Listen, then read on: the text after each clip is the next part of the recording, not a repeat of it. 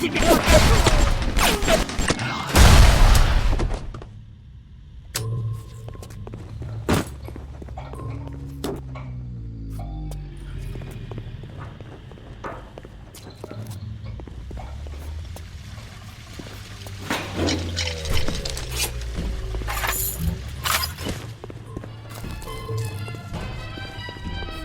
Что покинул марксистов-альтруистов, выиграл колхозов с их пятилетками. Но когда эти болотные немцы бросились на меч Гитлера, американцы стали больше воспринимать большевистский яд, которым их с ложечки кормил русский. У меня живот битком, мистер Биг. Что это? Знаю, что ты задумал.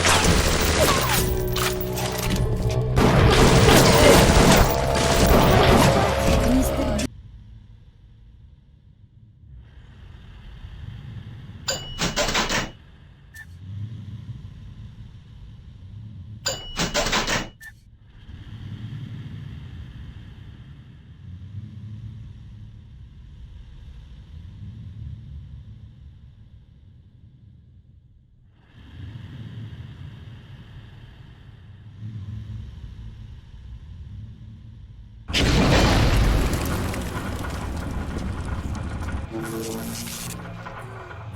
Пора спать, мистер.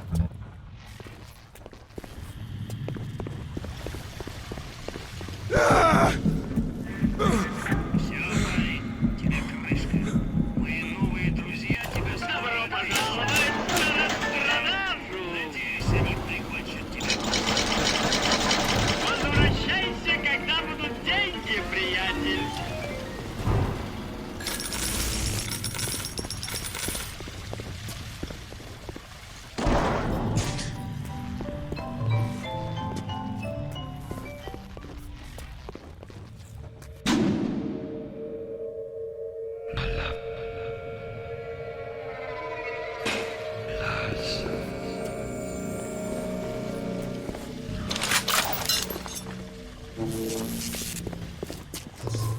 Внимание! С четверга вводится новый комендант. Нарушители Надеюсь, будут было выдворены на весело. площадь Полное.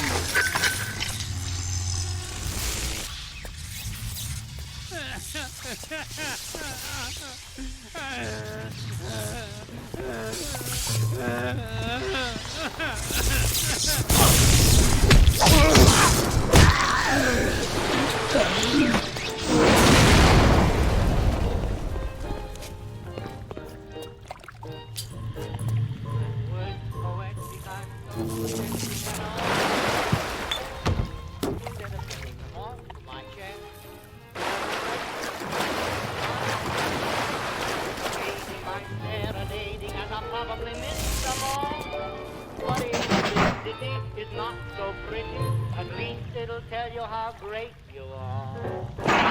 You're the top. You're the Colosseum. You're the top.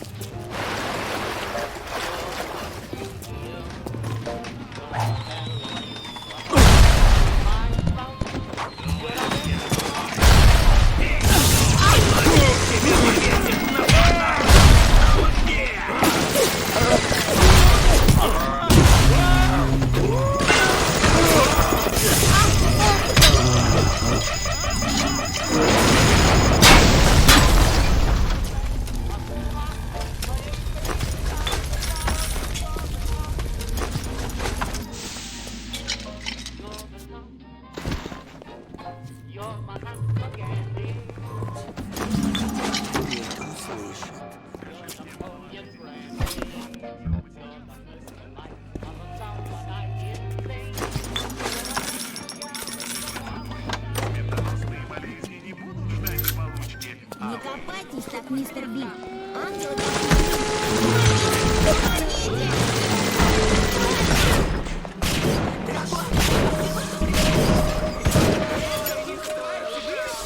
и, может, пообедаем?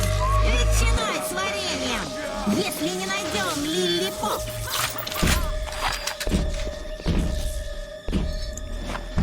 Это просто плохой квартал.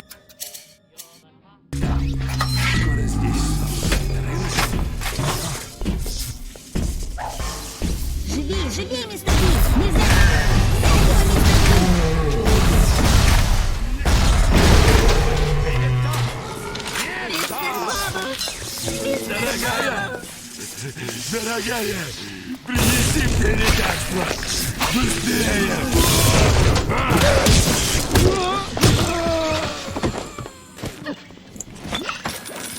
Не суйся в мой город, деточка!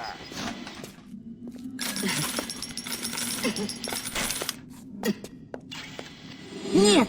Нет, нет, нет!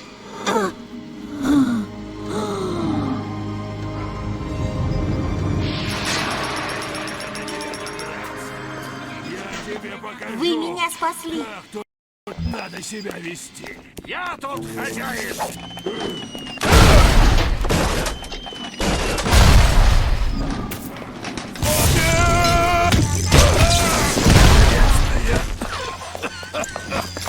Я счастлив! Несчастный оборванец!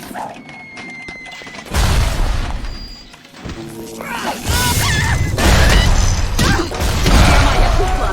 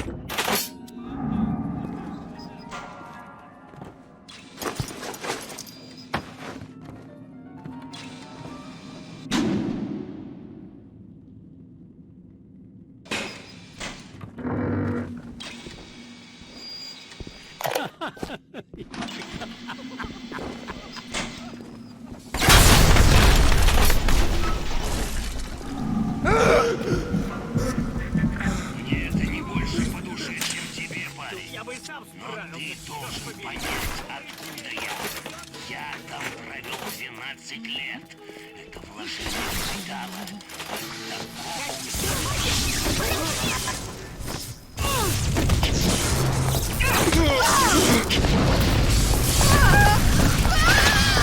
Да, беги! Все вы люди жалкие, ничего! Лестер!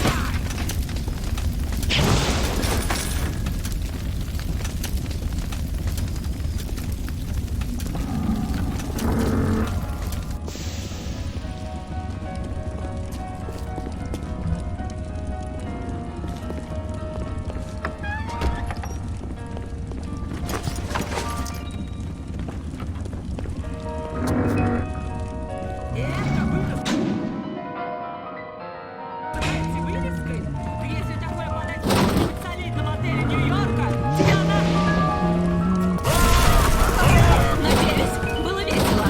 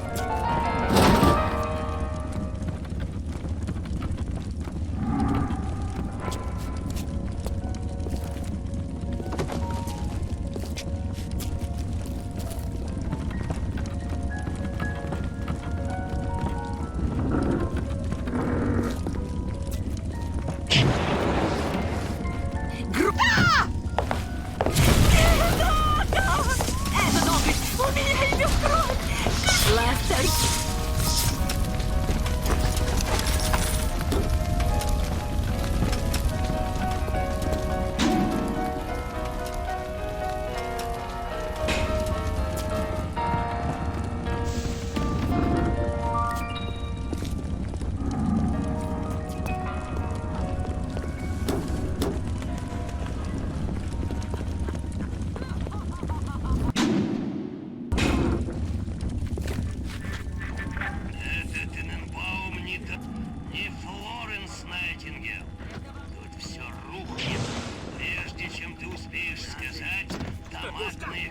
Пушка!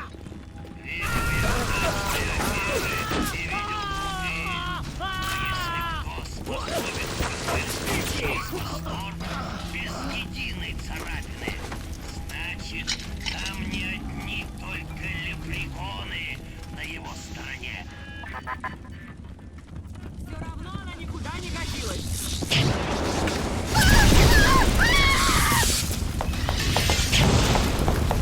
Где моя кукла?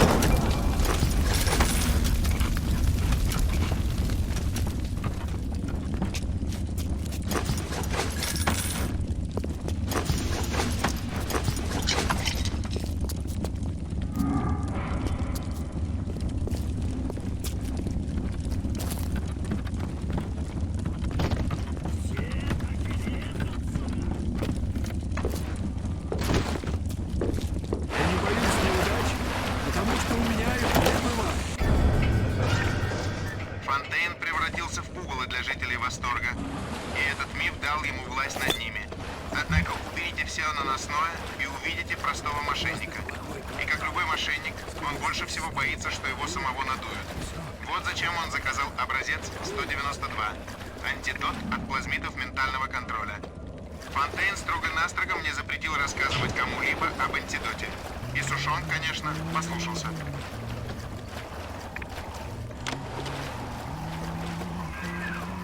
Я так и знала, что что-то за этим кроется. Сушонг вечно что-то скрывал. У него всегда были свои секреты. Наверняка он держал этот образец 192 в своих лабораториях у площади Аполлона. Но как-то раз я украла одну дозу и спрятала ее у себя дома на 2-м этаже. Я понятия не имела, что это такое, но подозревала, что мерзавец замыслил недоброе и решила приглядывать за ним.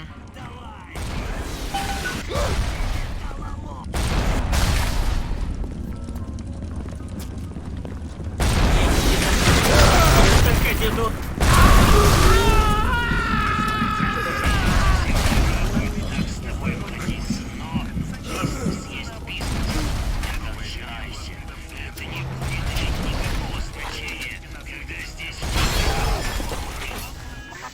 Часовую дозу. Вы оцените разницу, и она ее тоже оценит.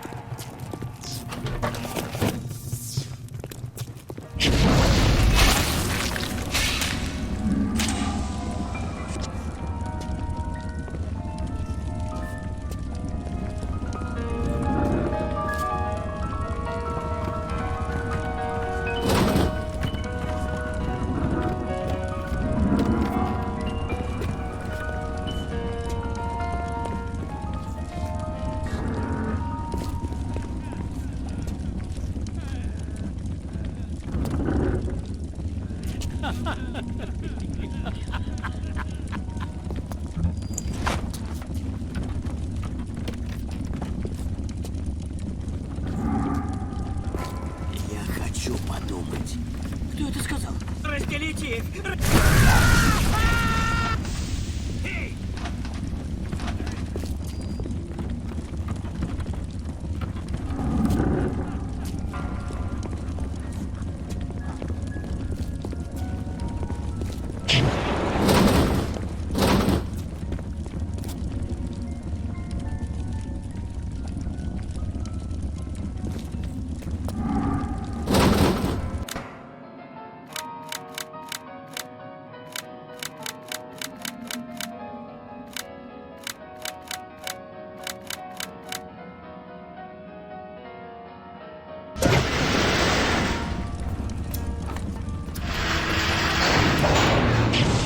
Говорят, что спасти одну жизнь — это все равно, что спасти целый мир. Я создала здесь место для малышей, но это ты их спаситель. Ты остановишься на этом или, наконец, спасешь их из этого ужасного города.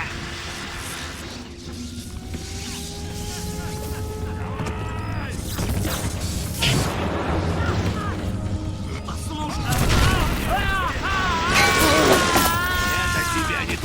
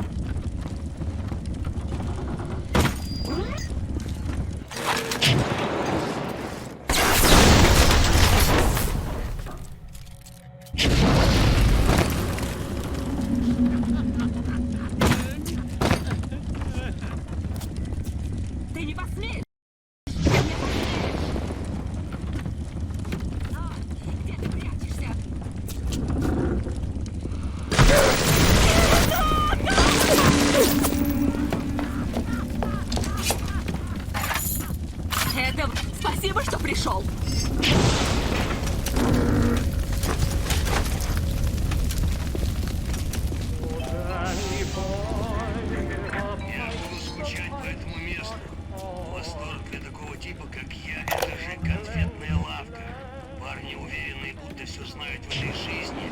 Дамочки уверены, будто все видели. Это же просто праздник.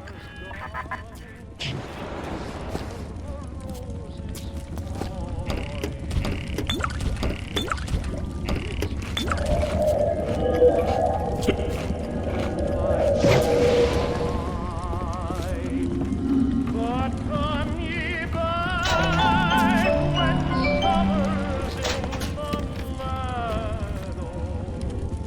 or when the valley's hushed and white with snow. It's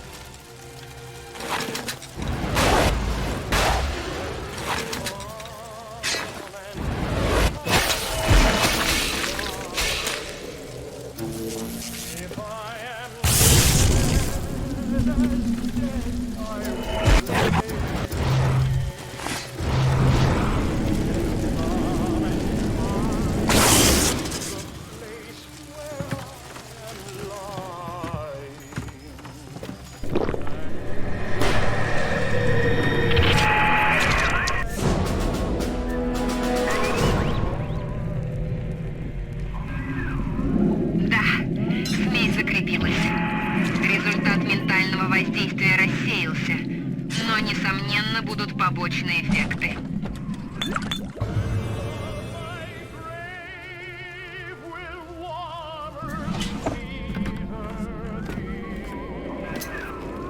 Образец 192 преобразовал всю твою плазмидную структуру. Мне надо было сразу сообразить, что тебе нужна большая доза. Тебе придется найти добавку, чтобы полностью снять воздействие. Хорошо. А теперь отправляйся в дом Сушонга в квартале Артемиды. Наверняка там найдется еще немного образца 192.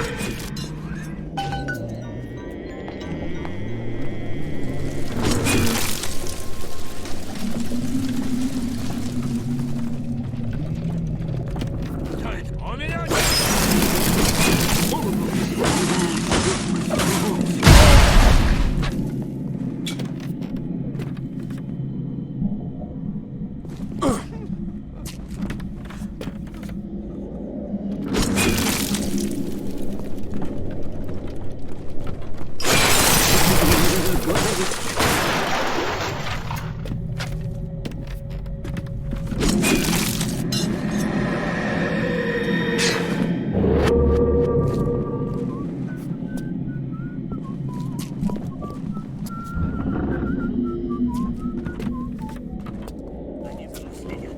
За каждым моим шагом, каждую минуту!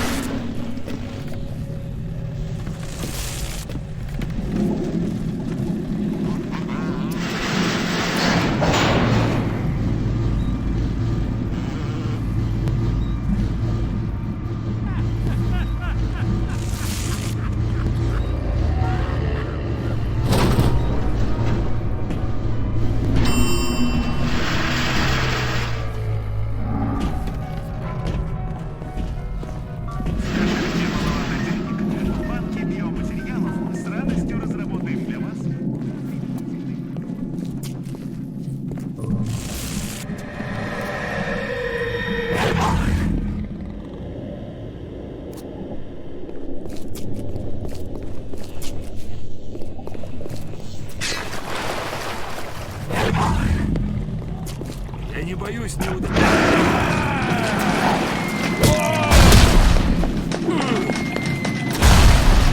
Внимание! Публичное собрание числом более числом более человек считается наказуемым деянием.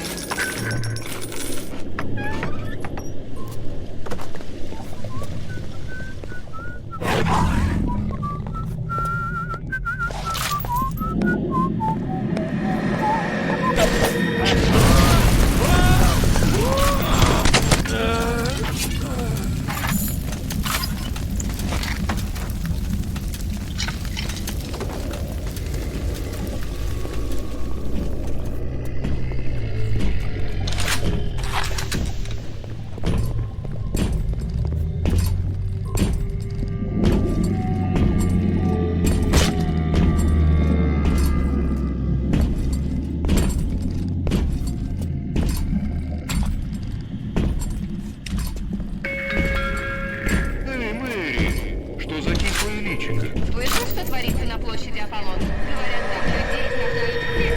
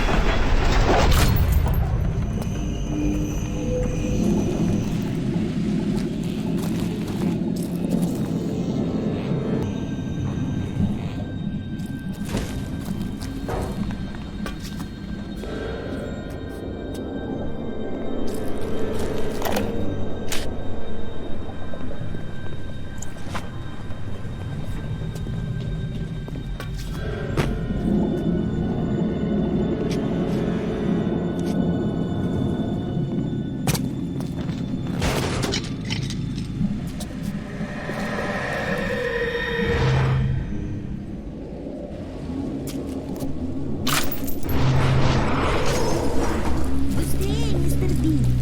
Ангелы ждут наших поцелуев. Смотрите, мистер Бабблс! Адам! Пора отведать вкусненького, парни!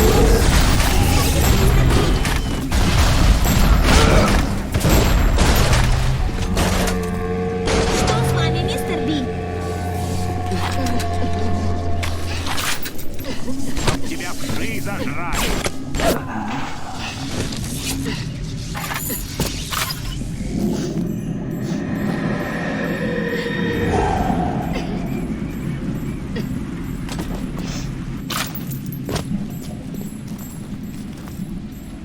Нет! Нет, нет, нет!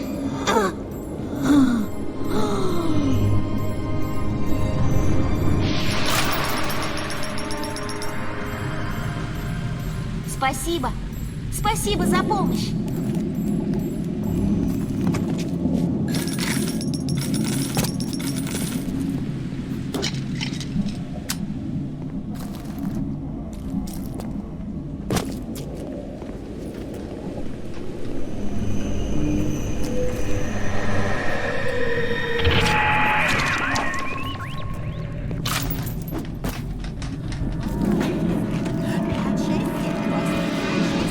Пора спать, мистер Би.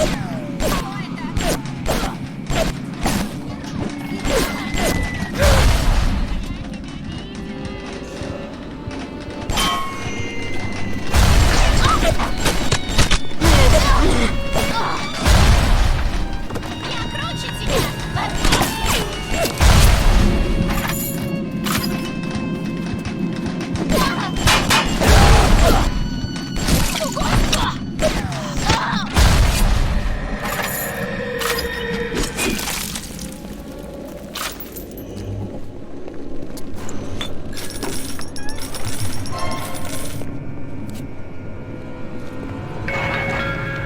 Что с тобой, Мэри? Сильнее, чем Геркулес. и может зажечь огонь, щелкнув пальцами. Ты такой же, как мой папа, мистер. Нет, если ты не приходишь к саду собирателей, то... Слишком опасно перестраивать твои плазмиды в том состоянии, в какое привел тебя Фонтейн. Придется справляться с тем, что есть. Все, ради чего мы работаем. Представь, если совет прознают о нашем чудесном городе. Или про...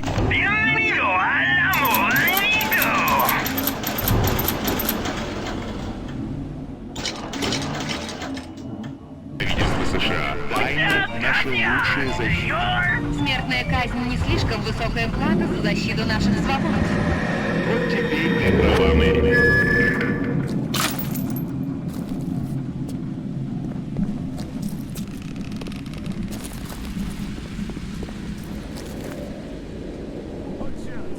Почему ты оставил меня?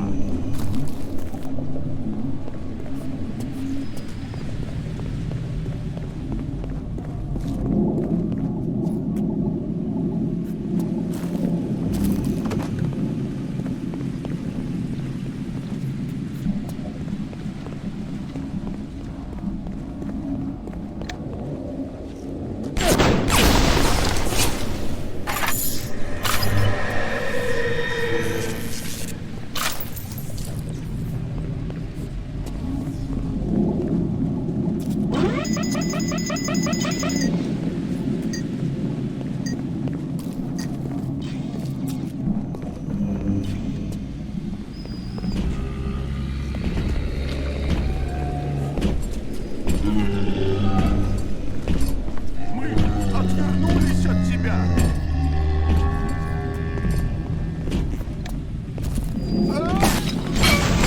Ты проклят в этом городе.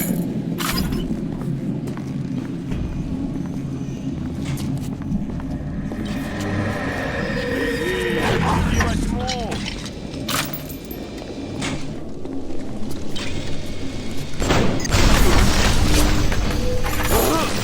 Вон у тебя.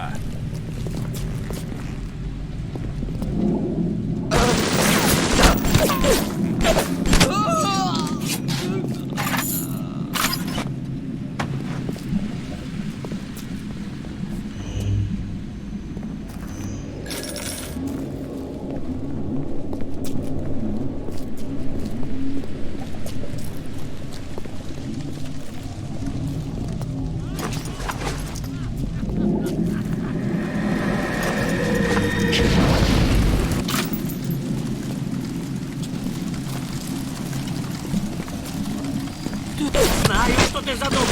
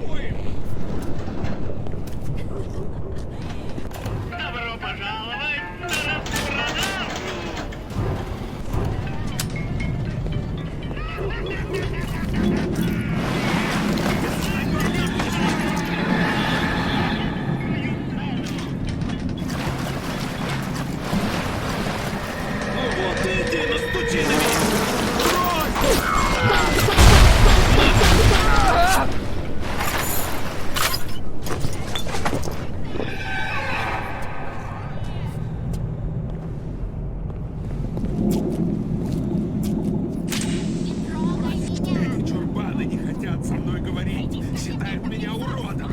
Да Пошли они все! Мы думали, что спрячемся тут от света, но мы ошиблись.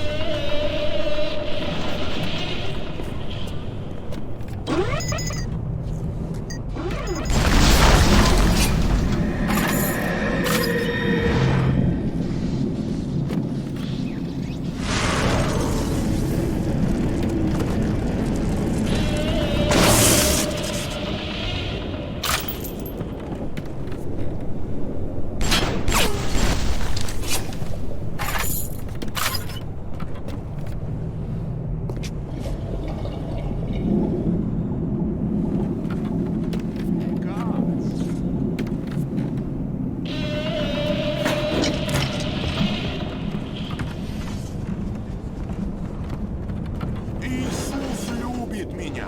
Так сказано в Библии.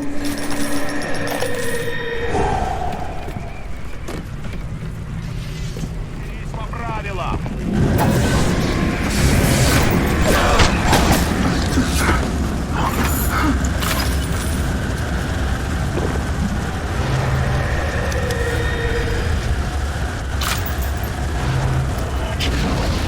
Теперь ты получил свободу. Наркотики Сушонга над тобой больше не властны. Бери батисферу и отправляйся на пик Прометей. Пора покончить с этим делом. Понятно. 3. Я терпел это ради. Тебе же это...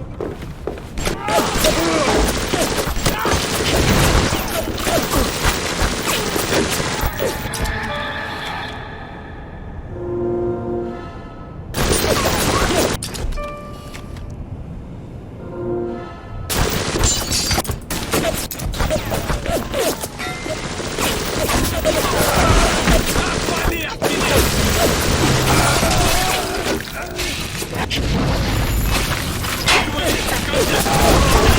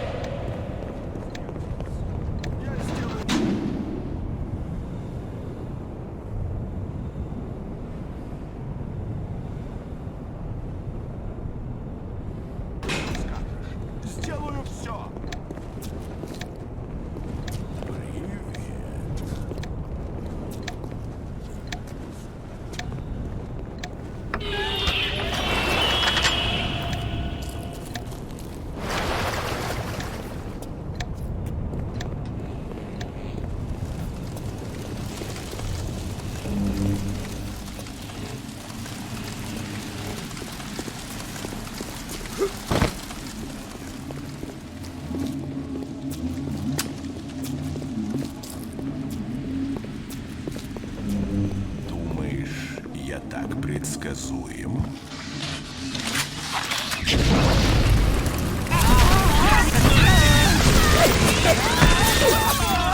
Погасите! Погасите!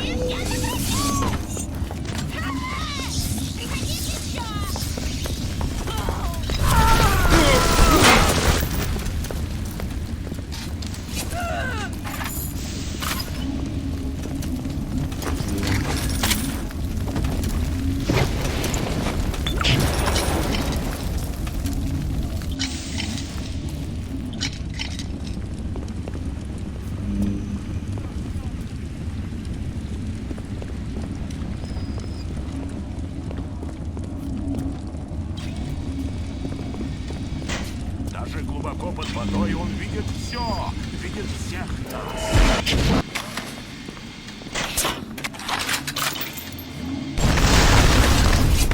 Мы думали, что спрячемся тут от света, но мы ошиблись.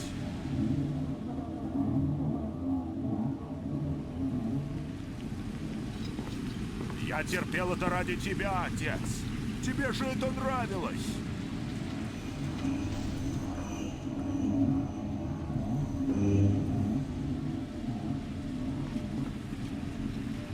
Его свет сияет даже здесь, во мраке.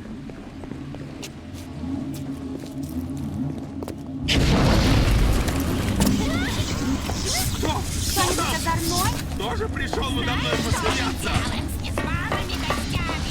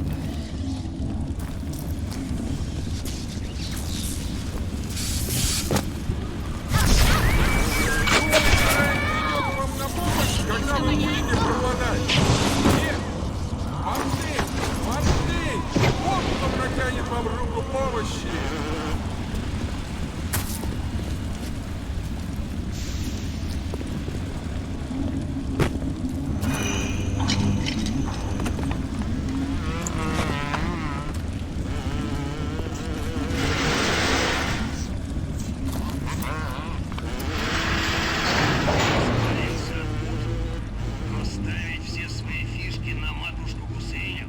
А ведь тебя уже подставляли в прошлом. Ты знаешь, о чем я говорю. Ступай на гору Прометей. Разберемся там, как мужчина с мужчиной. И я малого подлодки и столько атома, сколько ты себе и представить не можешь.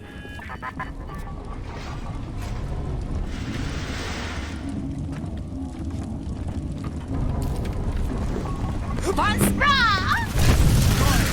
Притесня? Я не люблю, когда... Погодите! Погодите! Да, я могу!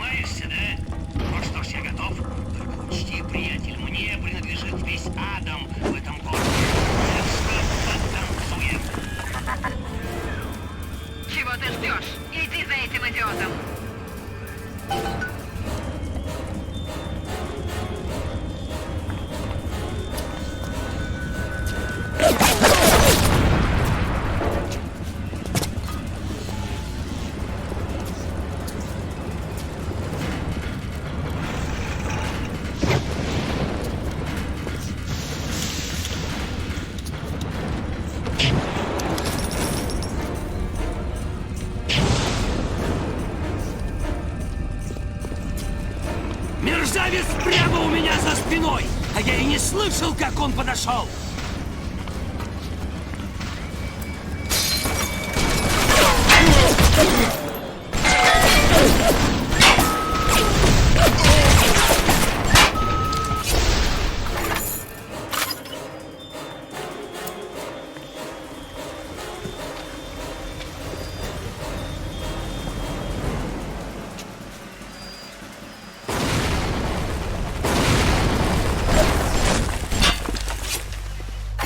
Восторг превратится в аквариум.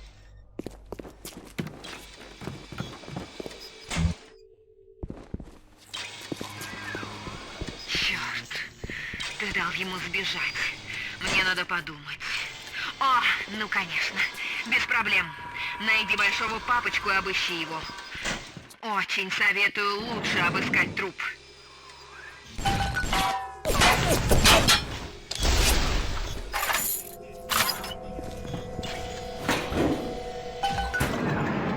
Нашел систему управления костюмом. Зергут. Это первый шаг по превращению тебя в одного из мерзких больших папочек. Единственный способ пройти в ту дверь, через которую ушел Фонтейн, это заставить открыть ее для тебя одну из малышек. Они смогут тебе доверять только если на вид, на звук и даже на запах ты будешь как одно из этих вонючих чудовищ.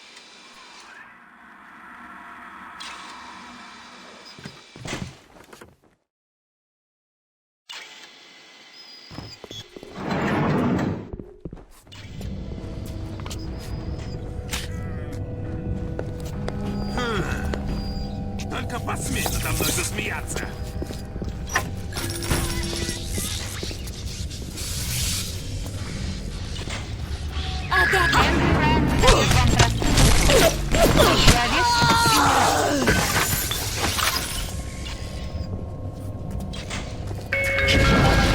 Что такое, Мэри? Мы выращивали малышек чувствительными к некоторым запахам, феромонам.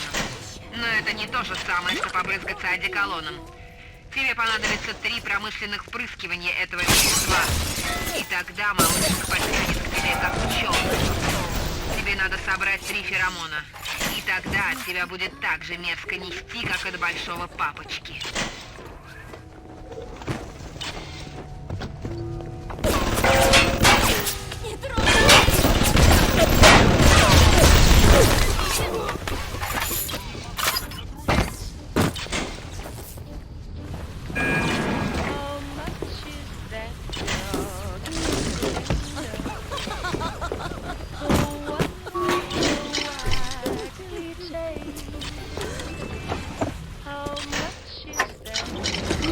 Я ее так и нашел!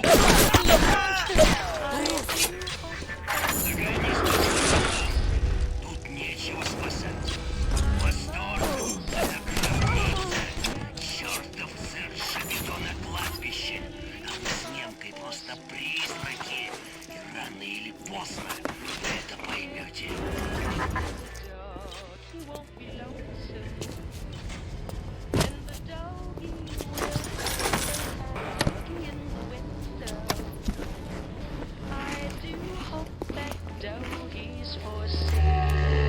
Ты мне не нравишься.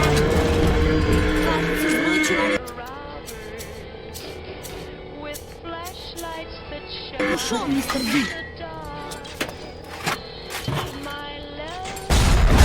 Убейте его!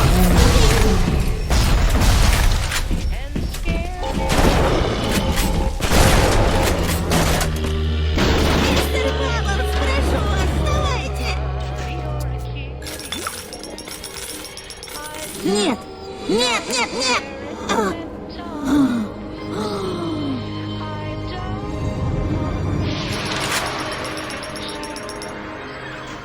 Что я могу сделать для этих малышек? Я слишком грешна, но ты...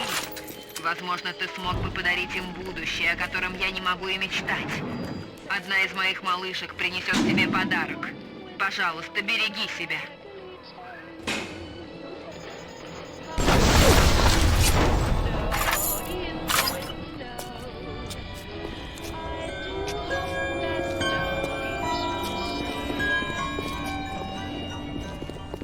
Я готова ко сну, мистер Баббл.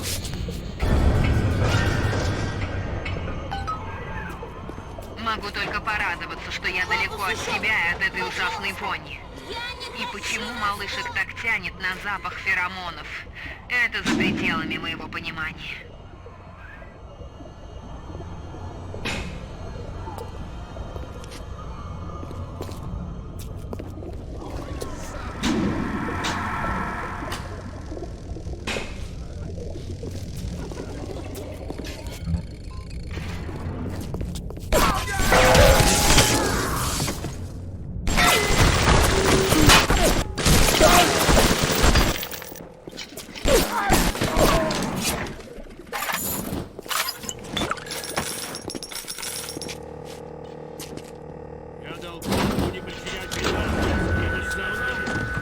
Ее сдержал.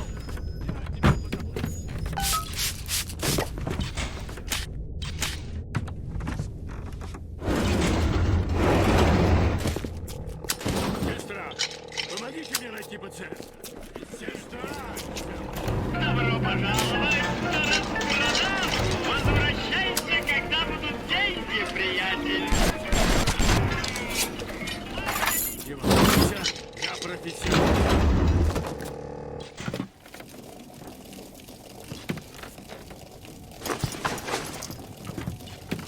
Лучше выходи.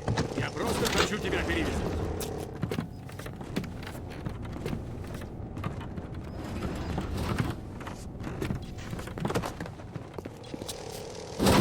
Ты кто?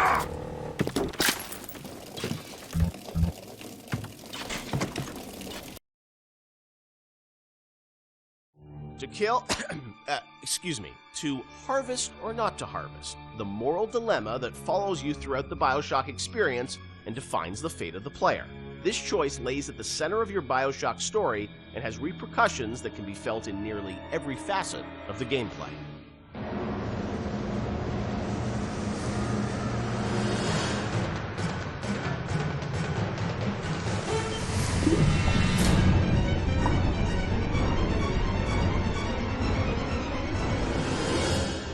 Part of Bioshock's lasting legacy, of course, are the Little Sisters and this moral choice that presented itself to the player.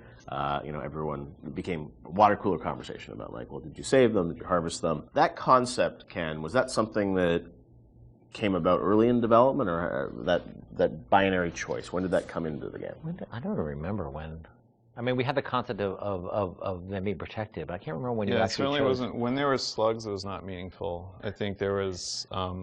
Do you salt it? Do you not salt it? There were resources that you could get, but there was no choice there, right? The choice was, do I want to fight the Big Daddy or not? Yeah. I think once we got into the realm of they have to be empathetic, the player has to have some feeling towards them, which you're not going to get from slugs. Right. Then we start seeing that opportunity there of, like, okay, nobody's going to want to do harm to these girls, or do they? Like, and do we allow them to? It was we weren't comfortable with it at first when it first came up that we could. I think it was important that it was a way to reflect the sort of larger economic questions of a world like Rapture, where, like, where the economy drives everything. Are there any limits to economic decision making versus moral decision making? Because that's sort of what the Randian notion is, that it's not the role that you don't sort of legislate morality. Let's try to take that to an extreme and see where that ends up. And Little Sisters sort of became that. And in this world, they became a commodity. And the question we have for the players, are you willing, they're a commodity to you as well, potentially. Do you want to participate in the commodification?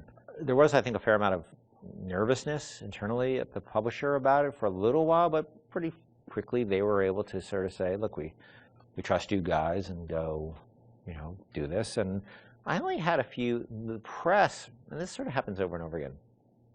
The games press worried a ton about it, and would wring their hands about it. They ever recognized it was a setting topic, but that it was done to a larger purpose. That it wasn't just sort of like, hey, this is the game where you kill children. And whatever, and that was a sensitivity. I know that, like, you guys wanted to call them little sisters, not little girls, and it was and it wasn't, it wasn't killing them, it was harvesting them. And I mean, you did some things probably on purpose, right, to sort of explain that this, you weren't doing anything vicious to them, right?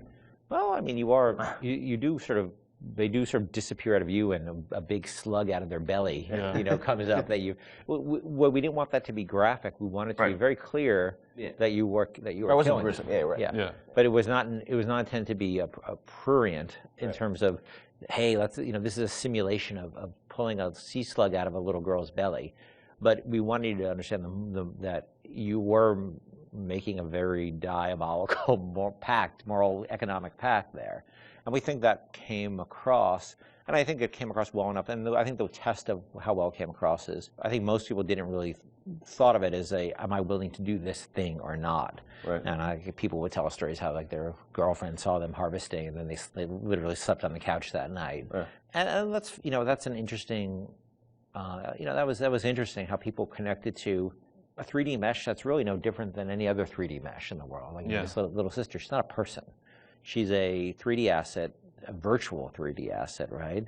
That has a voice actor connected to it who's an adult woman. And nobody was actually getting harmed, but people still emotionally connected to them and made an emotional connection. And also, I think when you're playing, you don't really know what the impact of that choice is. Yes. And that's sort of the curiosity of like, you're a gamer, so it's like, am I going to game the system? Which one should I pick? How does this impact things as you go through the game? It's never really fully clear what that choice is going to lead to, right? And the ambiguousness of that was something you wanted to sort of create mystery around throughout the game?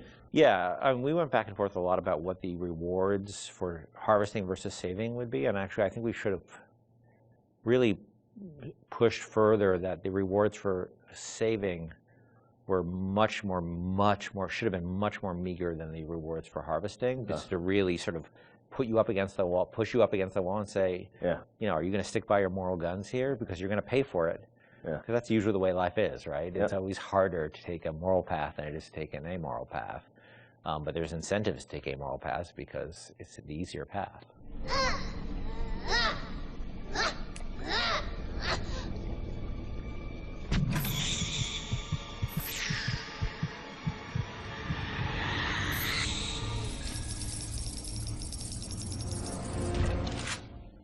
As you play through the game, eventually you get to the ending, and as we know now, there were sort of two endings that were affected by that choice.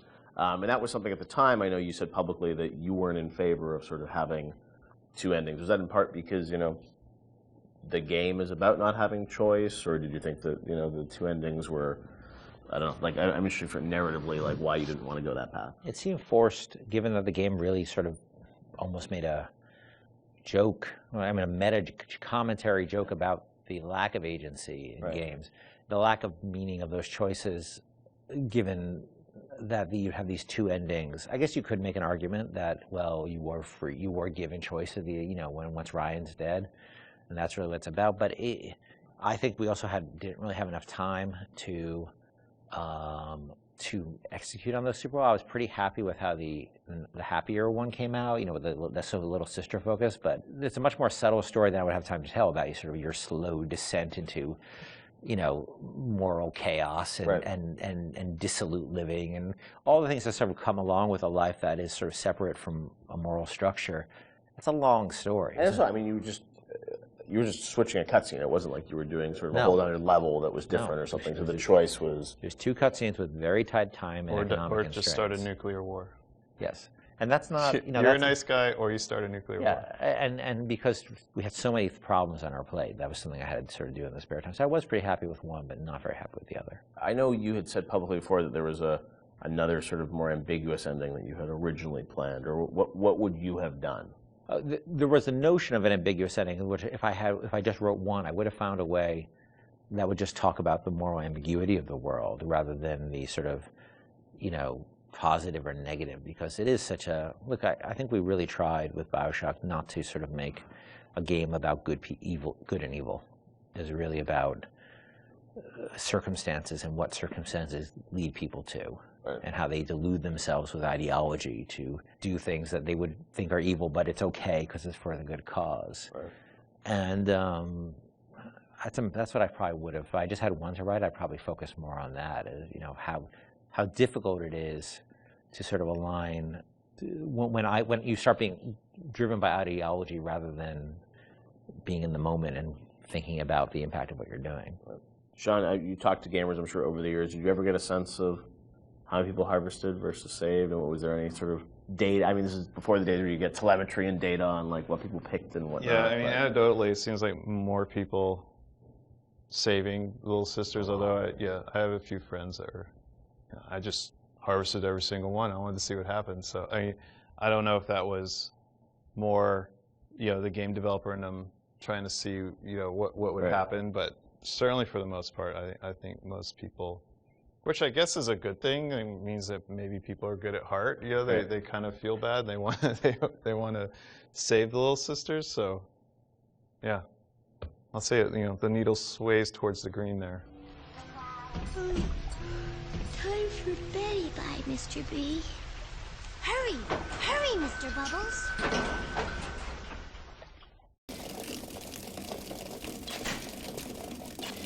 Я не хочу